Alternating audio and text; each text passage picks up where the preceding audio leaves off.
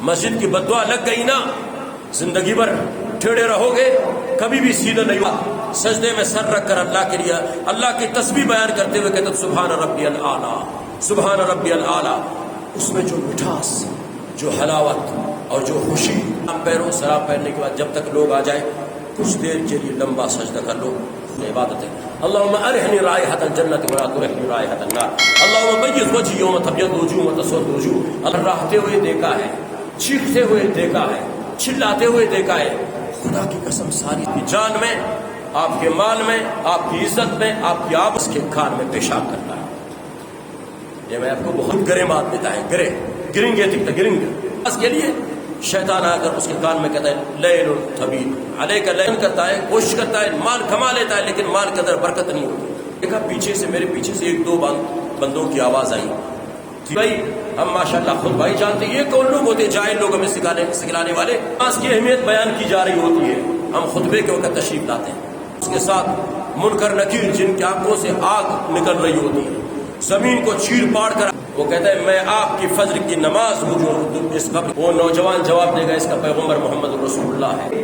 ایک خوبصورت نوجوان اس کے پاس، وہ لوگ فجر کی نماز کے لیے مسجد میں تشریف لاتے ہیں، ان کے حصے میں وہ کہ بدبخت انسان اور بدنصیب انسان وہ ہے کہ جس سے فجر جماعت کے ساتھ ادا کرنے کے رب العالمین توفیق نصیب فرمائے ہر بالغ مرد کو۔ آج کل چونکہ دیکھنے میں آتا ہے کہ ہمیشہ جس کسی مسجد میں جاتا ہوں یا جس کسی سے سنتا ہوں تو پتہ چلتا ہے کہ فجر کی نمازیوں کی تعداد دن بدن کم ہوتی چلی جا رہی ہے، لوگوں کو کمزوریاں انتہائی زیادہ دکھائی دے رہی ہے فجر کی نماز کے حوالے سے۔ آج کی نشست میں فجر کی نماز کی اہمیت کے حوالے سے آپ کی خدمت میں چند باتیں عرض کرنے کا ارادہ ہے، اور اللہ رب العالمین سے دعا ہے پروردگار عالم اپنے فضل و کرم کے ساتھ مجھے اور آپ حضرات کو قرآن و سنت کے مطابق زندگی گزارنے اور قرآن و سنت پر عمل کرنے کی توفیق عطا فرمائے۔ تمام 5 گانہ نمازوں کو جماعت کے ساتھ ادا کرنے کے رب العالمین توفیق نصیب فرمائے ہر بالغ مرد کو، ہر مسلمان، ہر پڑھے لکھے ان پڑھ کو۔ یقین اور ظاہر بات ہے، اور یقین جانیے صبح اور رات کو کل جب مطالعہ کر رہا تھا تو تمام کتابوں کے مطالعے سے پتہ چلتا ہے کہ بدبخت انسان اور بدنصیب انسان وہ ہے کہ جس سے فجر کی نماز قضا ہو جائے۔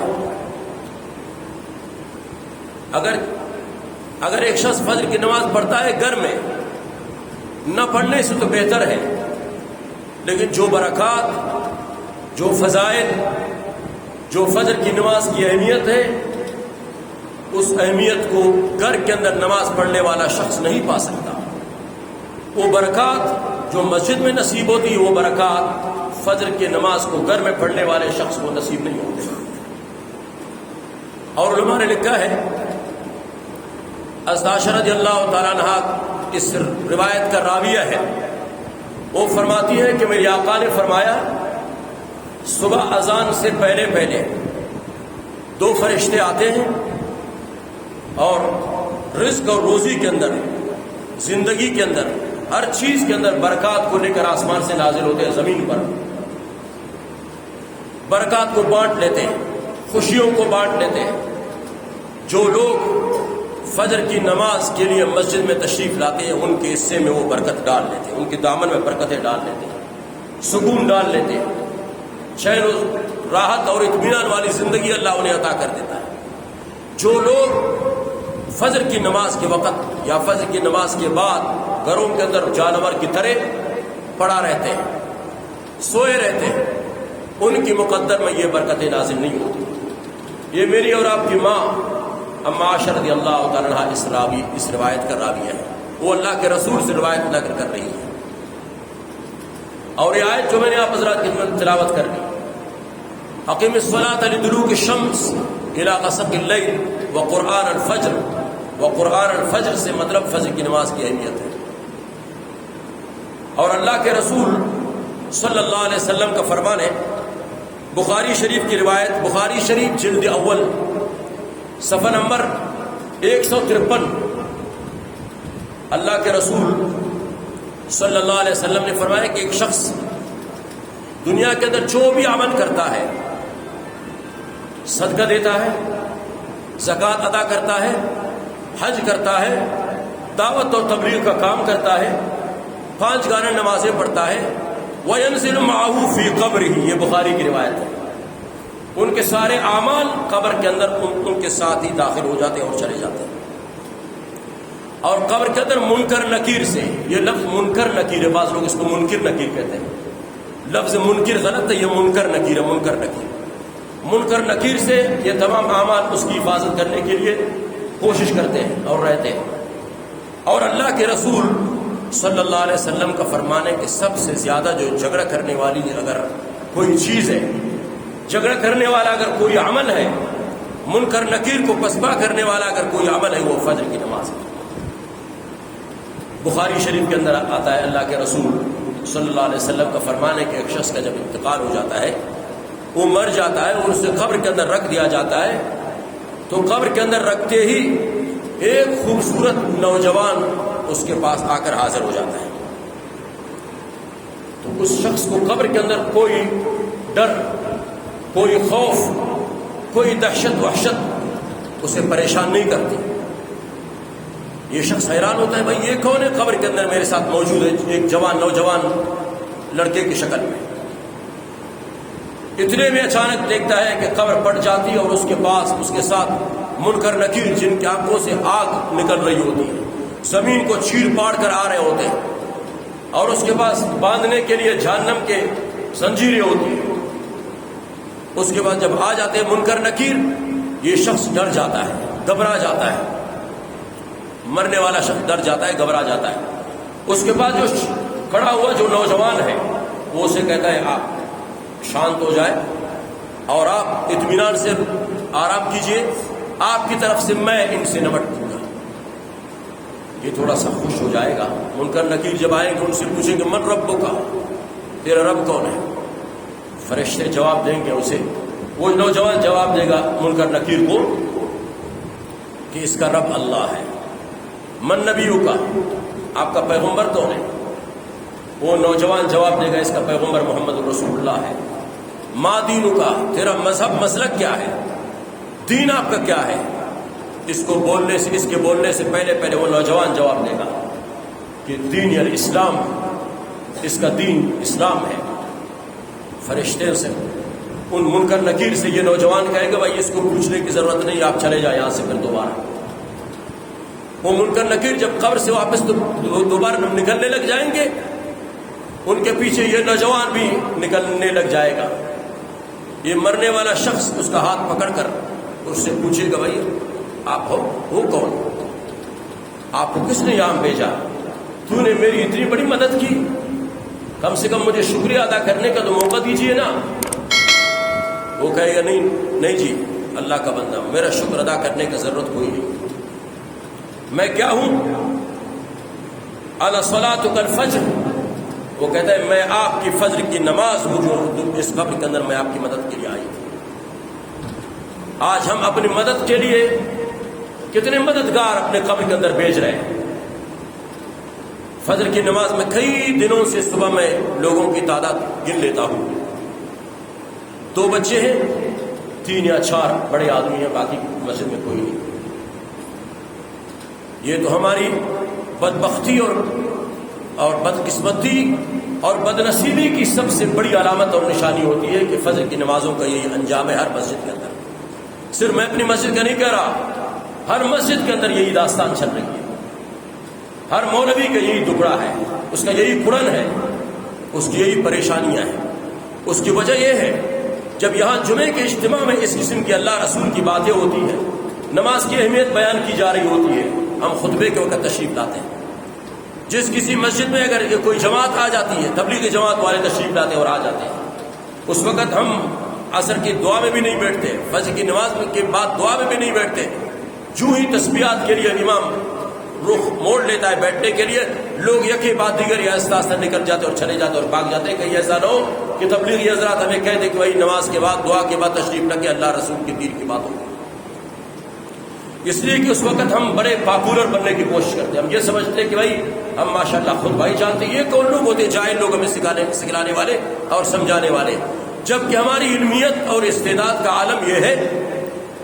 یہی گزشتہ بقرہ عید کے بعد ایک جگہ میں نے نماز پڑھائی مغرب کی، عید کے دوسرے دن مغرب کی نماز پڑھائی. تو ہم 3-4 ساتھی تھے. ہم نے تکبیرات تشریق، اللہ اکبر لا الہ الا اللہ واللہ اکبر وللہ الحمد، یہ میں نے شروع کر دیا اور پڑھ لیا زور سے. میں نے دیکھا پیچھے سے، میرے پیچھے سے 1-2 بندوں کی آواز آئی. 3 ساتھی ایسے بیٹھے ہوئے تھے. تو نماز ختم ہو گئی سنتوں کے بعد. میں نے کہا یار آپ حضرات نے یہ تکبیرات تشریق پڑھ لیا؟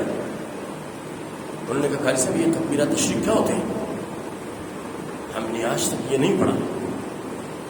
میں نے کہا اللہ اکبر. یار آپ کو معلوم ہے کہ یہ ہر بالغ مسلمان مرد اور عورت کے اوپر یہ واجب ہے، وجوب کا درجہ رکھتے یہ، آپ یہ نہیں پڑھتے؟ کہتے خدا قسم پتہ بھی نہیں. ہمارا علم اس حد تک ہے. جب یہ تبلیغی حضرات کے پاس ہم بیٹھنے کے لیے تیار بھی نہیں ہوتی کہ یہ کیا جانتے ہیں، ہمیں کیا سکھلاتے ہیں، کیا سمجھاتے ہیں، کیا بتاتے ہیں. جب مدرسے کے اندر ہمیں جانے کے لیے فرصت نہیں ہے، وقت نہیں ہے، ہم ان کے پاس بیٹھتے بھی نہیں ہیں، اور اس کے بعد پھر اپنے آپ کو اتنے بڑے عالم اور اتنے بڑے مضبوط بعمل سمجھتے ہیں. یہ مناسب باتیں نہیں. دنیا کے اندر ہر بندہ، میں بھی ان باتوں کا محتاج ہوں، اور آپ حضرات بھی ان باتوں کا اپنے آپ کو محتاج سمجھ لو. اللہ تمہارے دامن کو علم سے بھر دے گا. اگر آپ یہ سمجھیں گے کہ بھائی ہمیں ان باتوں کی ضرورت نہیں ہے، تمہارا دامن اسی طرح خالی رہے گا. علماء نے لکھا ہے کہ جو شخص امام کے پیچھے نماز پڑھے گا اس کی نماز کامل ہوگی، اور کامل نماز کے اندر یہ طاقت اور قوت ہوگی کہ انسان کو جہنم سے بچا سکے اور قبر کے اندر اس کی مدد کر سکے. منفرد آدمی کی نماز کامل نہیں ہوتی، یاد رکھنا. علماء نے لکھا ہے جو شخص انفرادی اکیلا گھر کے اندر نماز پڑھتا ہے اس کی نماز کامل نہیں ہوتی، اس کی نماز ناقص ہوتی ہے. اس مسجد کے اندر جو کامل اور بہترین میٹیریل جو استعمال ہوا ہے، سیمنٹ استعمال ہوا، کامل مسجد کھڑی ہے. اور اس کے اندر اگر سریے کامل استعمال ہوا، مسجد کی عمارت کھڑی ہے. اور اگر اس میں ناقص سیمنٹ استعمال کیے جائے، مسجد کی چھت اور لنٹر درم سی گر جاتی ہے. اور اگر ناقص اور نامکمل میٹیریل اس کے اندر استعمال کیے جائے، مسجد کی عمارت کھڑی نہیں رہتی. لیکن ہم اور آپ نماز پڑھتے ہیں ناقص، اور اس سے یہ توقع اور امید کرتے ہیں کہ اس نماز کے ذریعے سے ہم جنت میں پہنچ سکتے ہیں. ممکن نہیں ہے. یقین جانیے سب سے بہترین تمام نمازیں، 5 نمازیں فرض ہیں، سب بہترین ہیں. لیکن جو شخص فجر کی نماز جماعت کے ساتھ ادا کر کے جب جائے گا بازار اپنے کاروبار تجارت کے لیے جائے گا، اللہ کے رسول صلی اللہ علیہ وسلم کا فرمان سنو. فرماتے ہیں کہ اس کے ہر عمل اور ہر نیکی، ہر کام کے اندر اللہ تبارک و تعالیٰ برکت عطا فرما دے گا. جو شخص فجر کی نماز کے اندر کمزوری دکھاتا ہے اور نہیں اٹھتا، بخاری اور مسلم کی ایک روایت آپ کو سنا رہا ہوں کہ اس شخص کے سارے اعمال، دنیا کے جتنے کام ہوتے ہیں وہ سب بے برکتی سے بھر جاتے ہیں. ان کے کاموں کے اندر، اس کی زندگی کے اندر بھی برکت نہیں ہوتی. وہ ہمیشہ خوف و ہراس اور پریشانی کے اندر رہتا ہے. جتنا مال کماتا ہے، جتنا بھی جدوجہد کرتا ہے، جتن کرتا ہے، کوشش کرتا ہے، مال کما لیتا ہے، لیکن مال کے اندر برکت نہیں ہوتی. بیماریاں آ جاتی ہیں اور گھروں کے اندر ڈیرے ڈال لیتی ہیں، اور یہ سارا مال یہ حکیموں کی، طبیبوں کی، ڈاکٹروں کا خرد ہو جاتا ہے یہ سارا مال. بخاری شریف کی ایک روایت ہے، بخاری و مسلم دونوں کے اندر حدیث ہے. اللہ کے رسول صلی اللہ علیہ وسلم کا فرمان ہے کہ ایک شخص جب رات کو سو جاتا ہے، فجر کی جب اذان ہوتی ہے، فجر کی اذان سے پہلے شیطان ابلیس آ جاتا ہے اور اس شخص سے کہتا ہے کہ علیک لیل طویل، اور خود تیری راتیں ابھی تک لمبی ہے، بیٹا سو جا. ایسے کان پہ تبکی مارتا ہے اور کہتا ہے سو جا. یہ شخص اس شخص کو جب باپ اٹھاتا ہے تو یہ کروٹ بدل کر دوسرے ہاتھ پر لیٹ جاتا ہے اور سو جاتا ہے. ماں اٹھاتی ہے، پھر دوسری دفعہ کروٹ بدل کر پھر سو جاتا ہے. یہ میں آپ کو ڈائجسٹ کی خبریں نہیں سنا رہا. اصح الکتب بعد کتاب اللہ، قرآن مجید کے بعد اگر کسی کتاب کی اہمیت ہے دنیا کے اندر تو بخاری کی اہمیت ہے. مسلم صحیحین میں سے ہے، مسلم کی روایت سنا رہا ہوں. انسان فجر کی اذان کے بعد جب سویا ہوتا ہے، جب اس کو اٹھایا جاتا ہے نماز کے لیے، شیطان آ کر اس کے کان میں کہتا ہے لیل طویل علیک لیل طویل، ارقد، تیری رات ابھی کہ طویل کہ لمبی ہے، نماز سے 20-25 منٹ باقی رہتے، آپ سو جا، آپ آرام کر۔ یہ پھر سو جاتا ہے۔ تھوڑی دیر کے بعد پھر شیطان آ کر کہتا ہے سو جا، یہ سو جاتا ہے۔ اگر ایک شخص اللہ کی مدد سے اور اللہ کے فضل و کرم سے اٹھ جاتا ہے، اذا استيقظ فتحللت عقدته، اور شیطان جب یہ شخص نہیں اٹھانا، شیطان اس کے سر اور اس کے آنکھوں اور اس کے گلے کے درمیان رسی کے ذریعے سے 3 مضبوط گرے باندھ دیتا ہے، گرہ باندھ لیتا ہے۔ تو یہ گرہ 3 مرتبہ زبردست مضبوط ہو جاتا ہے گرہ، اور انسان پھر جو بھی کام کرتا ہے اس کے کام کو ایسے گرہ لگا ہوا ہوتا ہے، اس کے کام کے اندر برکت نہیں ہوتی۔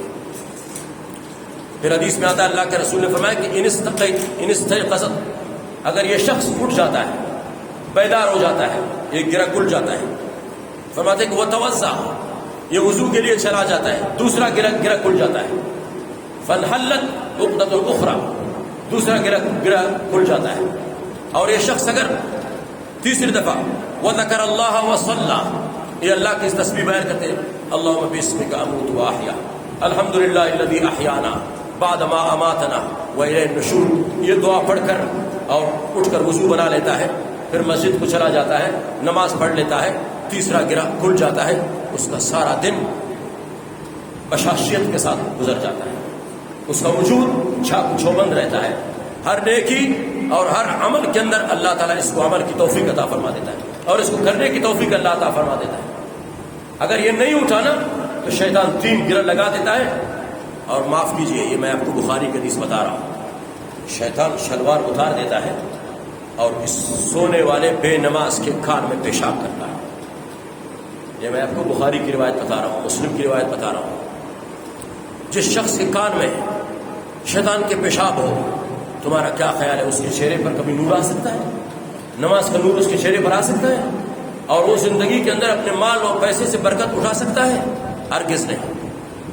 اللہ کے رسول نے فرمایا، علماء نے لکھا ہے کہ ایک شخص فجر کی نماز پڑھتا ہے، نماز پڑھنے کے فوراً بعد کچھ دیر کے لیے، آدھا گھنٹہ، 2 گھنٹے، 3 گھنٹے کے بعد، 1 گھنٹہ 2 گھنٹہ اگر وہ جاگتا رہے، سورہ یاسین کی تلاوت کرے، قرآن کریم کے 2-4 آیتوں کی تلاوت کر لے، اور اس کے بعد اگر وہ سو بھی جائے کوئی مسئلہ نہیں ہے، خیر ہے۔ بعض علماء نے لکھا ہے فجر کی نماز کے متصل بعد سونا یہ مکروہ ہے، بعض نے کہا کہ حرام ہے، لہذا بعض علماء نے اس کے لیے اس اختلاف کا فائدہ اٹھاتے ہوئے بعض حضرات نے کہا کہ ایک شخص رات کو اگر تہجد کے وقت اٹھا ہے تو اگر اس کو جاب شروع ہو جاتا ہے، کاروبار شروع ہو جاتا ہے 8 بجے 9 بجے، 8 بجے 9 بجے تک وہ کیا کرے؟ ظاہر بات ہے، ظاہر سی بات ہے کہ اس کو سونا پڑے گا کچھ دیر کے لیے۔ فجر کی نماز کے 1 گھنٹہ 1.5 گھنٹہ بعد، اشراق چاشت کے بعد اگر وہ سونا چاہے، سونا اس کے لیے جائز ہے، سو سکتا ہے۔ بات آگے سمجھے؟ یاسین شریف، سورہ یاسین، قرآن کریم کی زیارت کر کے پھر آپ جب نکل جائیں گے، انشاءاللہ آپ کی جان میں، آپ کے مال میں، آپ کی عزت میں، آپ کی آبرو میں رب العالمین بے تحاشا برکت عطا فرما دیں گے۔ اور عجیب بات، علماء نے یہ لکھا ہے کہ جو لوگ فجر کی نماز کو جماعت کے ساتھ ادا کریں گے، یہ اس کی طرف سے اللہ کے لیے صحت کا شکر ہے، جیسے یا اللہ میں تیرا شکر ادا کرتا ہوں، تو نے مجھے صحت کے ساتھ سلایا، صحت کے ساتھ زندہ اٹھایا، اب میں مزید نہیں سو سکتا، میں تیرے سامنے سجدہ ریز ہونے کے لیے مسجد کو چلا جاتا ہوں، میں آپ کو سجدہ کرتا ہوں۔ اس لیے لئن شکرتم لازیدنکم، ایک دن آپ نماز کا اہتمام کریں گے، 2 دن کریں گے، 3 دن کریں گے، 4 دن کریں گے، یکی بات دیگر انشاءاللہ اللہ رب العالمین اپنے فضل و کرم سے آپ حضرات کو مزید باجماعت نماز پڑھنے کی توفیق عطا فرما دیں گے۔ جب ایک شخص اپنی صحت کی ناشکری کرتے ہوئے ٹھیک ٹھاک منچلا سا نوجوان ہو کر، اور اس کی صحت میں کوئی کمی نہیں ہے، کوئی بیماری نہیں ہے، اور وہ صاحب فراش بھی نہیں ہے، باقی بیماروں کو کھرراہتے ہوئے دیکھا ہے، چیختے ہوئے دیکھا ہے، چلاتے ہوئے دیکھا ہے، خدا کی قسم ساری رات انہیں نیند نہیں آتی۔ یار ہمارے پڑوس میں ہوتے ہیں جن کو نیند نہیں آتی، ہمیں نیند بھی آتی ہے، آرام کے ساتھ بغیر ٹیبلٹ لیے، بغیر گولی کھائے آرام کے ساتھ سو جاتے، صبح آرام کے ساتھ اٹھتے اور بوریاں بھی اٹھاتے، رکشے بھی چلاتے، ریڑھی بھی چلاتے، گاڑی بھی چلاتے، مکینک کا کام بھی کرتے، پنچری بھی لگاتے، سب کچھ کر سکتے ہیں، پر 10 15 20 منٹ کے لیے وضو کر کے مسجد کو کیوں نہیں جا سکتے؟ آخر اگر یہ انسان کی بدبختی نہیں ہے اور اس کی بدقسمتی نہیں ہے، بلا کیا ہے؟ آپ مجھے چھوڑو، میری باتیں چھوڑو، کم سے کم آزمائشی طور پر آپ کل میری مسجد میں آ کر میرے اڑوس پڑوس سے میرا گلہ ہے، مسجد کتنے قریب، ہم وہاں سے اذان کی آواز سن کر اٹھ جاتے ہیں، بیٹھ جاتے ہیں، اور خدا کی قسم دنیا کی ہر ناز و نعمت، دنیا کی ہر راحت اور ہر اطمینان کو جوتے کی نوک پر ٹھوکر مار کر پھینک دو وہاں پر، لیکن ایک شخص کبھی کبھی میں فجر کی اذان کے بعد جب مسجد میں آتا ہوں تو مؤذن اذان کر کے چلا جا چکا ہوتا ہے، یہاں پر کوئی نہیں ہوتا، میں فجر کے وضو یہاں مسجد میں آ کے بنا لیتا ہوں، باقی اوقات اپنے گھر میں وضو بنا لیتا ہوں، جبکہ میں نے آپ سے کہا تھا نا ہر نماز کے لیے وضو گھر میں بنا کے آ جاؤ۔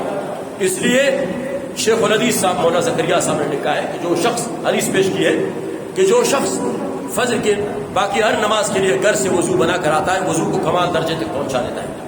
وضو کا کمال درجہ کیا ہے؟ بسم اللہ الرحمن الرحیم، اللهم اعني على ذكرك وشكرك وحسن عبادتك، اللهم ارحني رائحة الجنة ولا ترحني رائحة النار، اللهم بيض وجهي يوم تبيض الوجوه وتسود الوجوه، اللهم اعطني رقبي، اللهم اعطني كتابي فحاسبني حسابا يسيرا، اللهم لا تعطني كتاب بالشمال ولا من وراء ظهري، اللهم اذلني تحت ظل عرشك يوم لا ظل الا ظل عرشك، الذين يستمعون القول فيتبعون احسن، اللهم اعتق رقبي من النار۔ یہ جب آپ پڑھ لیں گے اس کو کمال درجہ کہتے ہیں۔ اللہم ثبت قدمی علی الصراط یوم تزل الاقدام، یہ دعا یاد کر کے ان کو پڑھ لو، اس کو کمال درجے تک وضو کہتے ہیں۔ کمال درجے تک وضو کو آپ پہنچا دیں گے، گھر سے نکلیں گے، مسجد کی طرف آئیں گے، رب ذوالجلال کی جلالت کی قسم اللہ تمہیں اتنا ثواب عطا فرما دیں گے جیسے تم نے احرام باندھ کر عمرے کے لیے تم جا رہے ہو۔ یہ کوئی معمولی عمل ہے؟ کوئی معمولی بات ہے؟ کوئی معمولی غیر معمولی عمل ہے یہ۔ مرنے کے بعد یہ ساری چیزیں ہمیں ہاتھ نہیں آئیں گے۔ تم آزمائشی طور پر کبھی ایک دن میری مسجد میں آ جاؤ، میں تمہاری مسجد میں آ کر فجر کی نماز کی داستان دیکھوں، اور فجر کی نماز کے اندر اپنے مقتدیوں کی ہٹ درمی اور ان کی سستیاں دیکھو اور کاہلی دیکھو۔ دنیا کے اندر یقین جانیے سب سے راحت والی چیز، سب سے اطمینان والی چیز جتنے بھی ہے سب کو ردی کی ٹوکری میں ڈال دو۔ مسجد میں آ کر پہلے وضو بنا لو، وضو بنانے کے بعد 2 رکعت سنتیں پڑھ لو، سنتیں پڑھنے کے بعد پھر سلام پھیرو، سلام پھیرنے کے بعد جب تک لوگ آ جائیں کچھ دیر کے لیے لمبا سجدہ کر لو۔ خدا کی قسم اس سجدے میں جو لطف، جو مٹھاس، جو حلاوت اور جو خوشی، جو راحت، جو اطمینان تمہیں نصیب ہوگا، خدا کی قسم دنیا کی کسی چیز کے اندر وہ چیز تمہیں نصیب نہیں۔ تم آزماؤ تو صحیح۔ خواجہ باب الحق زکریا ملتانی صاحب رحمہ اللہ کا انتقال ہوا، مرنے کے چند دن کے بعد ایک مرید نے اس کو خواب میں دیکھا، جنت کے تخت پر بیٹھا ہوا ہے اور جنت کے نزیز طعام، شہد کی نہریں، دودھ کی نہریں اور شراب طہور کی نہریں حور آس پاس میں بیٹھی ہوئی ہیں، اللہ کی رضامندی کا اعلان ہو رہا ہے، لیکن حضرت چھپ چھپ بیٹھے ہوئے۔ مرید نے پوچھا حضور یہ تمام نعمتوں کے باوجود آپ اس طرح خاموش اور پریشان بیٹھے ہوئے، جنت کے اندر پریشانی تو نہیں ہے، لیکن اس کے چہرے اور اسمائل سے پتہ چلتا تھا یہ پریشان لگ رہا ہے۔ باب الحق زکریا صاحب ملتانی سے ان کے مرید نے پوچھا حضرت اتنی نعمتوں کے باوجود آپ پریشان لگ رہے ہو؟ فرمایا پریشان نہیں ہوں یار، وہ زندگی کے اندر جو فجر کی نماز کے لیے صبح سویرے جب اٹھ جایا کرتا تھا، مسجد میں جایا کرتا تھا، وہاں 2 سنتیں پڑھ کر اس کے بعد سجدے میں سر رکھ کر اللہ کے لیے اللہ کی تسبیح بیان کرتے ہوئے کہتا سبحان ربی الاعلیٰ، سبحان ربی الاعلیٰ، اس میں جو مٹھاس، جو حلاوت اور جو خوشی، جو مزہ محسوس کرتا تھا، خدا کی قسم جنت کی نعمتوں کے اندر وہ مٹھاس مجھے حاصل نہیں ہو سکتی۔ ذرا آزمائشی طور پر آ کر اس مزے کو دیکھو تو صحیح، فجر کی نماز کا کیوں یہ برا حال کر دیا ہے ہم نے؟ جو نماز گھر کے اندر پڑھی جائے منفرد کی نماز کامل نماز نہیں ہوتی، جو نماز کامل نہ ہو جہنم سے انسان کو نہیں بچا سکتی، جو نماز ناقص ہو وہ قبر کے عذاب سے انسان کو نہیں بچا سکتی۔ نماز کو اپنا نماز کامل بنا دو۔ علماء نے لکھا ہے امام کی نماز جماعت کے ساتھ ہو یہ کامل نماز ہے، امام اگر خود جماعت کے ساتھ نماز پڑھائے مقتدیوں کو اس کی نماز اکمل ہوتی ہے، اکمل۔ یہ اپنے نماز اور اپنے علم کے ذریعے سے کئی لوگوں کو جہنم سے یہ عالم بچا بھی سکتا ہے، اس لیے کہ جو اس وقت تمہیں واز کیا جا رہا ہے، تمہیں نصیحت دی جا رہی ہے، مرنے کے بعد پھر قبر کے اندر جتنے ہاتھ پاؤں ماریں گے رب ذوالجلال کی قسم پھر یہی باتیں یاد کرو گے۔ ایک فقیر تھا، میں مقرر خطیب نہیں ہوں، میں فریاد ہوں، فریادی ہوں، تمہاری خدمت میں فریاد کر رہا ہوں، جب تک مساجد کو فجر کی نماز میں آباد نہیں کریں گے، کسی حکمران سے اور کسی بادشاہ سے اور کسی ایم پی اے سے، کسی ایم این اے سے، کسی ایس ایچ او سے، کسی اے سی سے، کسی ڈی سی سے گلہ کرنے، شکایت کرنے کی ضرورت کوئی نہیں ہے۔ اپنے من میں ڈوب کر پا جا سراغ زندگی، وفی انفسکم فلا تبصرون، اپنے نقل و حرکت کو دیکھو، میں کیا کر رہا ہوں اس کے ساتھ، میں کیا کر رہا ہوں اس قرآن کے ساتھ، میں کیا کر رہا ہوں اس مسجد کے ساتھ، میں کیا کر رہا ہوں ان نمازوں کے ساتھ۔ پھر ہمیں احساس ہوگا یہ قصور حکمرانوں کا نہیں ہے، نہ میرے رب ظالم ہے، وما ربک بظلام للعبید ان اللہ لا یظلم الناس شیئا ولکن الناس انفسهم یظلمون، میں اپنے اوپر ظالم ہوں، میں ظلم کر رہا ہوں، اللہ ظلم سے پاک ہے۔ تم مسجد آباد کر لو، پڑھے لکھے لوگ، نمازی لوگ، دیندار لوگ، پڑھنے کے باوجود، علم پڑھنے کے باوجود، طالب علم کے باوجود مسجد میں نظر نہ آئے تو پھر میں جاہلوں سے کیا گلہ کروں، ان پڑھوں سے کیا گلہ کروں، سائنسدانوں سے کیا گلہ کروں، اسکول میں بی اے کیے ہوئے، ایف ایس سی کیے ہوئے، ایف اے کیے ہوئے، اتنے بڑی بڑی ڈگریاں حاصل کرنے والوں سے میں کیا گلہ کروں جب پڑھے لکھے لوگ نماز میں، مسجد کی فجر کی نماز میں نہیں آتے۔ چند بیمار بوڑھے لوگ کھانستے ہوئے زبردستی زور جمع کرتے ہوئے مسجد تک آ سکتے ہیں، باقی ماشاءاللہ نوجوان سب آرام کے ساتھ سو رہے ہیں۔ یہ ڈگر چھوڑو اپنے، یہ حالات چھوڑ دیجیے اپنے۔ مسجد کی بددعا لگ گئی نا، زندگی بھر ٹیڑھے رہو گے، کبھی بھی سیدھا نہیں ہو پاؤ گے۔ جس طرح آج کل ٹیڑھے ہو کر زندگی ٹیڑھی گزر رہی ہے، سیدھے نہیں ہو رہے۔ یہ حکمران جاتا ہے، اس سے بڑا دلہ نکلتا ہے، آ جاتا ہے ہمارے اوپر، سر پہ مسلط ہو جاتا ہے۔ یہ ایسا جو چلا جاتا ہے، اس سے بڑا ظالم ہم پر مسلط ہو جاتا ہے۔ گھروں کے اندر چور دیواریں برآمد کر کے آ جاتے ہیں، بیوی بچوں کی بے عزتی اور بے حرمتی کر کے چلے جاتے ہیں، آرام کے گن پوائنٹ کے ذریعے سے ساری چیزیں چوری کر کے نکل جاتے ہیں۔ ہم پھر تھانے کی طرف بھاگتے، تھانے کی وجہ یہاں بھاگو، اس گھر میں بھاگو کہ وہ ایسے جو سے بڑا طاقتور ہے، وہ ایسے جو زیادہ پکڑنا جانتا ہے، وہ ایم پی اے سے زیادہ تمہاری بگڑی بنا سکتا ہے، وہ ایم این اے سے زیادہ تمہاری ضروریات کو پورا کر سکتا ہے۔ جھکو اس کے سامنے، میں بھی جھکتا ہوں اس کے آگے اور تم بھی جھکو اس کے آگے۔ جھکنا کیا ہے؟ فجر کی نماز کے اندر اپنے مساجد کو آباد کر لو، تمہارے گھر آباد ہوں گے، تمہاری زندگیاں برکت سے بھرپور ہوں گی، اور انشاءاللہ تم دنیا کے اندر بڑی طاقتور اور مضبوط ایک جماعت اور مسلمان کہلائے جانے لگو گے۔ ورنہ اگر یہی ڈگر، یہی حالات ہمارے برقرار رہے، یقین جانیے اس سے مزید جتنی شکایتیں اور کرنی ہے شکایت کرتے رہو، کوئی بھی ہماری آواز سننے کے لیے تیار نہیں ہوگا۔ جو سننے والی ذات ہے وہ میرا اور آپ کا پروردگار ہے، اس کے سامنے آ جاؤ، وہ جلدی سنے گا اور جلدی آئے گا، مدد کے لیے بھی تیار ہے۔